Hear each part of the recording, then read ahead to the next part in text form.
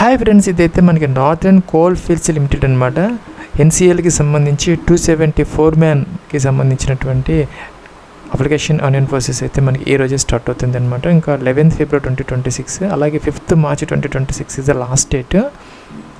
Plus ఇదైతే మనకి assistant foremen అనమాట, ఈఎన్టీ ట్రైనీ అనమాట. ఇవన్నీ గ్రేడ్ సి కిందకి వస్తాయి.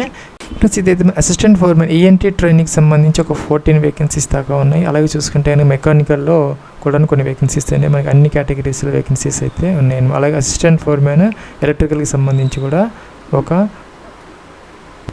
150 వేకెన్సీస్ దాకా మనకి ఉన్నాయి. దాంట్లో కూడా మనకి ఎక్స్కవేషన్లో అలాగే ఎలక్ట్రికల్ అండ్ మెకానికల్ సంబంధించిన బ్రాంచెస్లో ఉన్నాయి. మన కింద చూసుకుంటే కనుక మనకి ఇక్కడ ఎలిజిబిలిటీ క్రైటీరియాకి సంబంధించి 3 years డిప్లొమా ఎవరైతే చేస్తున్నారో ఈ యొక్క ఈఎన్టీకి సంబంధించి ఎలక్ట్రానిక్స్ ఇంజనీరింగ్లో వాళ్ళు దీనికి ఎలిజిబుల్ అయితే అవుతుంది. దాంతోపాటు హయ్యర్ క్వాలిఫికేషన్ ఏదైతే ఉందో బీఈ బీటెక్ చేసిన వాళ్ళు ఎలక్ట్రానిక్స్లో కానీ ఎలక్ట్రానిక్స్ అండ్ కమ్యూనికేషన్స్లో కానీ అలాగే ఎలక్ట్రానిక్స్ అండ్ టెలికమ్యూనికేషన్స్లో నేను బీఏ బీటెక్ చేసిన లేకపోతే డిప్లొమా ఇన్ ఎలక్ట్రానిక్స్ ఇంజనీరింగ్ వాళ్ళు కూడా దీనికి అప్లై అయితే చేసుకోవచ్చు అనమాట.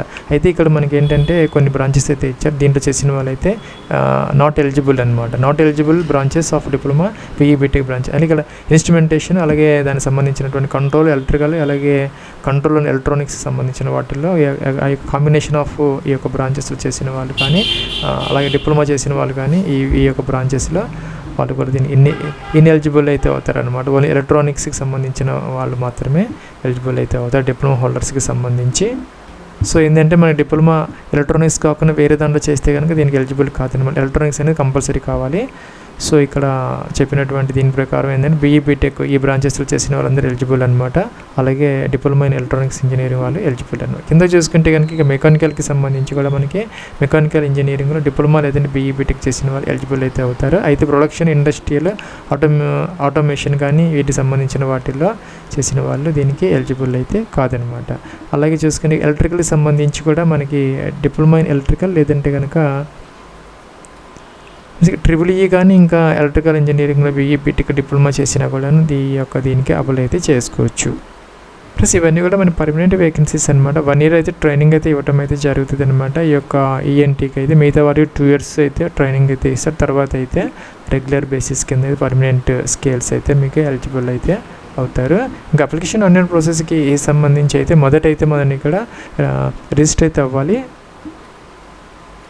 ప్లస్ ఇక్కడ చూసుకుంటే ఇక్కడ స్టార్ మార్క్ పెట్టిన తప్పనిసరిగా ఫిల్అవుట్ చేయాలన్నమాట. అలాగే ఈ యొక్క అప్లికేషన్ అనేది మీరు ఆండ్రాయిడ్ వెర్షన్స్లో ఉన్నటువంటి ఏ డివైజ్లో అయినా చేసుకోవచ్చు అనమాట. ట్యాబ్స్లో కానీ అలాగే ల్యాప్టాప్స్లో కానీ మొబైల్స్లో కానీ ఎక్కడైనా అప్లికేషన్ చేసుకునే అవకాశం అయితే ఉంటుంది. అయితే లేటెస్ట్ బ్రౌజర్స్ అయితే యూజ్ అయితే చేసుకోవాలి. మీరు ఏ పోస్ట్కి అప్లై చేయాలనుకుంటే మనకి 3 అయితే ఉన్నాయన్నమాట.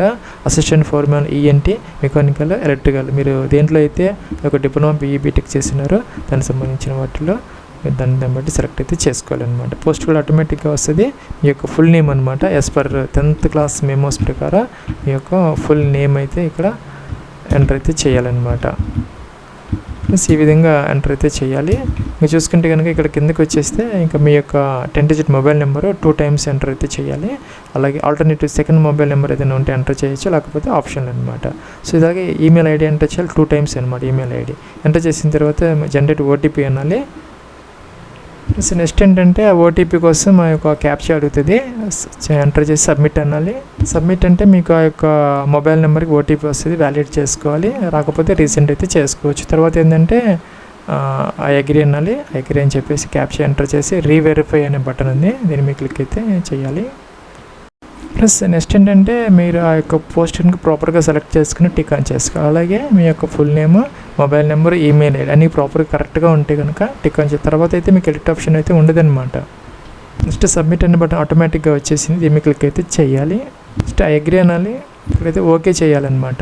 ఓకే చేస్తే మీకు ఒక రిజిస్ట్రేషన్ నెంబర్ అయితే అలర్ట్ అయింది. ఇది అయితే మీకు ఒక SMS కూడా వస్తుంది అనమాట, ఆ యొక్క పాస్వర్డ్తో సహా. దాని ద్వారా లాగిన్ అయితే అవ్వచ్చు. ఇక్కడైతే క్లోజ్ చేయొచ్చు అనమాట. క్లోజ్ చేసి మీరు లాగిన్ అవ్వకుండా డైరెక్ట్గా అప్లికేషన్లోకి వెళ్ళిపోవచ్చు అనమాట. గో టు అప్లికేషన్ అంటే. ప్లస్ ఇక్కడ ఏంటంటే మీ యొక్క పోస్ట్ని ఇవన్నీ ఆటోమేటిక్గా జెండర్ మీరు మేల్ ఫీమేల్ సెలెక్ట్ చేసుకోవాలి. బోత్ ఆర్ ఎలిజిబుల్ అనమాట. ఇంకా కూడా citizen of India nationality select అయితే చేసుకోవాలి. ఏజ్కి సంబంధించి ఈ వేకెన్సీస్ ఏవైతే ఉన్నాయో మనకి 18 to 30 years అనమాట. అలాగే చూసుకుంటే మనకి SC ST వాళ్ళకి ఒక 5 years కాబట్టి 35, ఇంకా OBC NCL వాళ్ళు 3 years కాబట్టి 33 అన్నీ కూడా మనకి ఏజ్ రిలాక్సేషన్స్ అప్లికబుల్ అయితే అవుతాయి అనమాట. సో ఇక్కడ దాని ప్రకారం చూసుకొని మీ యొక్క ఏజ్ అనేది ఇక్కడ ఈ విధంగా సెలెక్ట్ అయితే చేసుకోవాలి. మీ ఏజ్ అని చూపిస్తారనమాట. 5th మార్చి 2026 అనేది మనకి కట్ ఆఫ్ డేట్. ఈ డేట్కి అయితే మీ యొక్క ఏజ్ అని చూపెడతారు, చెక్ చేసుకోవచ్చు. మీ కేటగిరీ ఏంటనే సెలెక్ట్ అయితే జనరల్, ఈడబ్ల్యూఎస్, ఓబీసీ, ఎన్సీఎల్, ఎస్సీనా, ఎస్టీని ఏదైతే అదనమాట సెలెక్ట్ అయితే చేసుకోవాలి. సో అలాగే చూసుకుంటే కనుక మీ యొక్క ఫాదర్స్ నేమ్, అలాగే మీ యొక్క మదర్స్ నేమ్, అలాగే మెరిట్ స్టేటస్, మీరు మ్యారీడా, అన్మ్యారీడా, డైవర్స్డ్, విడోనా, డైవర్స్ ఇదైతే సెలెక్ట్ అయితే చేసుకోవాలి. నెక్స్ట్ ఏంటంటే ఇక్కడ సిటీ ప్రిఫరెన్సెస్ అనమాట. ఎందుకంటే దాదాపుగా 6 అయితే ఇచ్చారు.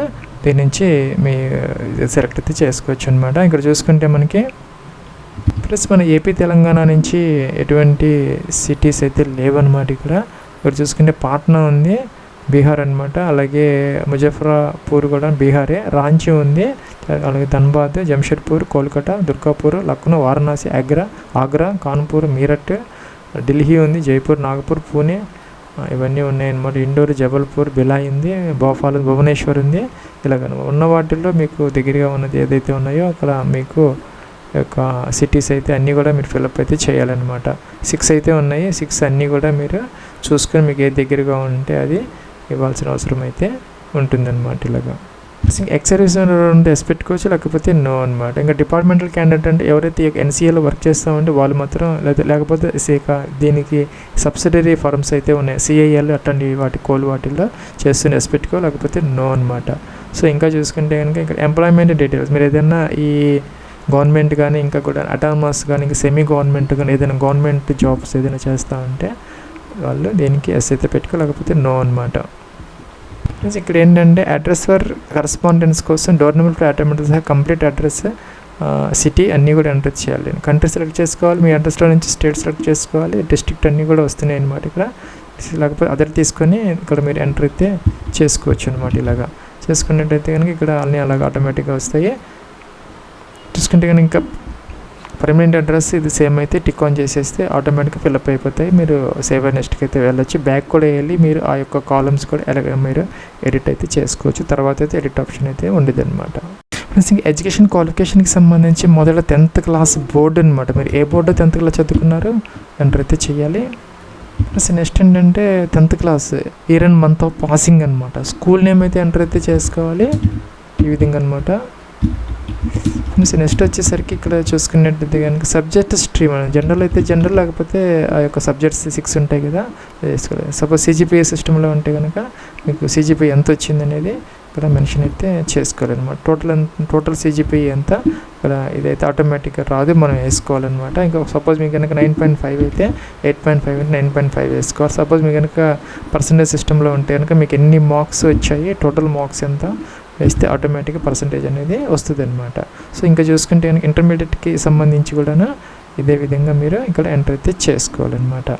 సో ఇంటర్మీడియట్ లేకపోతే కనుక మీరు డైరెక్ట్గా డిగ్రీ లేదంటే డిప్లొమాకి సంబంధించి ఇక్కడ స్ట్రీమ్ అంటే 3 years రెగ్యులర్ డిప్లొమా అయితే పై తీసుకోవాలి. ఇంకా రెగ్యులర్ ఇంజనీరింగ్ బీఈ బీటెక్ వాళ్ళైతే కింద ఆప్షన్ తీసుకోవాలన్నమాట. ఈ విధంగా తీసుకొని ఇన్స్టిట్యూట్ నేమ్ అనమాట. సో మీరు అంటే కాలేజీ నేమ్, మీరు ఏ కాలేజీలో చదువుకున్నారో అది దానికి సంబంధించినటువంటి మెకానికలా లేకపోతే ఈ యొక్క ఎలక్ట్రానిక్సా ఏంటనేది దానికి సంబంధించిన బ్రాంచెస్ వస్తాయి.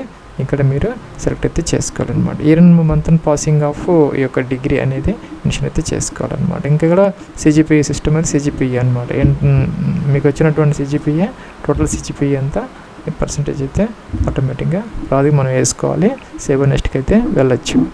ప్లస్ ఇక్కడ మనకి ఏంటంటే స్పెషల్ క్యారెక్టర్స్ అలో చేయట్లేదు అనమాట. సో ఏదైనా స్పేస్ ఇచ్చేసి ఎంటర్ చేసుకుని సరిపోతుంది. ఇది ఏంటంటే మనకి అప్లోడ్స్ సెక్షన్ అనమాట. ఫోటోగ్రాఫ్ అప్లోడ్ చేయాలి, రీసెంట్ పాస్పోర్ట్ సైజ్ ఫోటోగ్రాఫ్. ఇక్కడ టూల్ టిప్ వస్తుంది అనమాట. దీని మీదకి మనం కనుక మౌస్ మూవ్ చేస్తే వస్తుంది అనమాట. చూసుకుంటే మనం వైట్ బ్యాక్గ్రౌండ్ ఉండేలా చూసుకొని latest colour passport size photograph 100 KB నుంచి 200 KB వరకు అదైతే అప్లోడ్ అయితే చేసుకోవాలన్నమాట. ఇంకా సిగ్నేచర్ కూడా అనమాట. అలాగే 80 నుంచి 150 KB వరకు.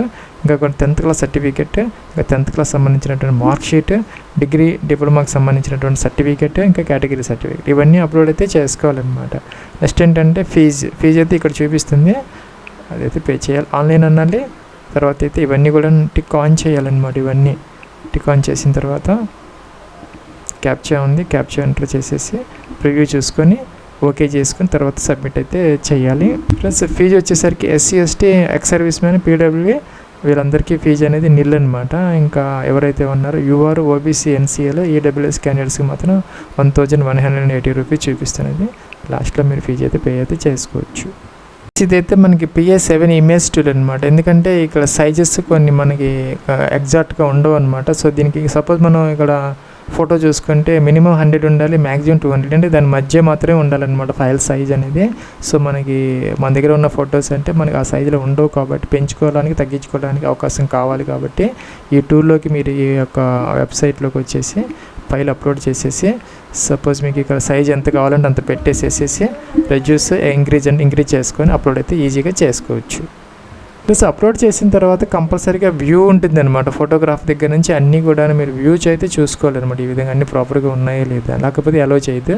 తప్పనిసరిగా వ్యూ చూసుకొని ఏదైనా మిస్టేక్స్ ఉంటే ప్రాపర్గా అప్లోడ్ చేసుకుంటే సరిపోతుంది అనమాట. సో ఇక్కడ ఏంటంటే లాస్ట్లో మనకి ప్రివ్యూ ఉంది, ఇక్కడ ప్రివ్యూ కనపడుతుంది అనమాట. అన్నీ చెక్ చేసుకొని ఏదైనా మోడిఫికేషన్స్ కావాలంటే బ్యాక్ వెళ్ళి చేసుకోవచ్చు. ఇక్కడైతే ఓకే బటన్ ఉంది, ఇక్కడ బ్యాక్ బటన్ ఉంది అనమాట. బ్యాక్ వెళ్ళి ఎడిట్ చేసుకోవచ్చు. ఇప్పుడైతే తర్వాత అయితే ఎడిట్ ఆప్షన్ ఉండదు అనమాట. సో అన్నీ ప్రాపర్గా ఉన్నాయనుకుంటే సబ్మిట్ అయితే చేసుకోవచ్చు మీరు. సో నెక్స్ట్ ఐ అగ్రీ అనాలి. ఇక్కడైతే మనకి పేమెంట్ గేట్వే ఓపెన్ అయిపోయింది అనమాట ఆటోమేటిక్గా. ఇక్కడ ఏంటంటే మనకి అన్ని ఆప్షన్స్ వస్తున్నాయి అనమాట. యూపీఐ ఉంది, ఇంకా కూడా అదర్ డెబిట్ కార్డ్స్ ఉన్నాయి, క్రెడిట్ కార్డ్స్ ఉన్నాయి, స్టేట్ బ్యాంక్ సంబంధించి కూడా నెట్ బ్యాంకింగ్ ఉంది, అట్లాగే యొక్క బ్యాంక్ డెబిట్ కార్డ్స్ కూడా ఉన్నాయి. స్టేట్ బ్యాంక్కి సంబంధించి ఏదైనా మీరు ఒక గేట్వే ద్వారా ఫీ అయితే పే చేసుకుని అప్లికేషన్ ఫామ్ అయితే ప్రింట్ అయితే తీసుకోవచ్చు. ఇదైతే మనకి లాగిన్ ఫామ్ అనమాట. దీనికి సంబంధించినటువంటి క్రెడెన్షియల్స్ మీ యొక్క ఈమెయిల్కి అలాగే మొబైల్కి వచ్చి ఉంటాయి అనమాట. యూజర్ నేమ్, పాస్వర్డ్ ఎంటర్ చేసి క్యాప్చర్ ఎంటర్ చేసి లాగిన్ అయితే అవ్వచ్చు. ఒకవేళ కనుక పాస్వర్డ్ మర్చిపోతే ఫర్గాట్ అయితే చేసుకోవచ్చు. అలాగే పాస్వర్డ్ చేంజ్ కూడా మీరు చేసుకోవచ్చు అనమాట. ఇది ఫ్రెండ్స్ మనకి 270 వేకెన్సీస్ ఏవైతే ఉన్నాయో ఈ యొక్క నార్థరన్ కోల్ ఫీల్డ్స్కి సంబంధించి అసిస్టెంట్ ఫోర్మ్యాన్కి సంబంధించినటువంటి అప్లికేషన్ ఆన్లైన్ ప్రాసెస్.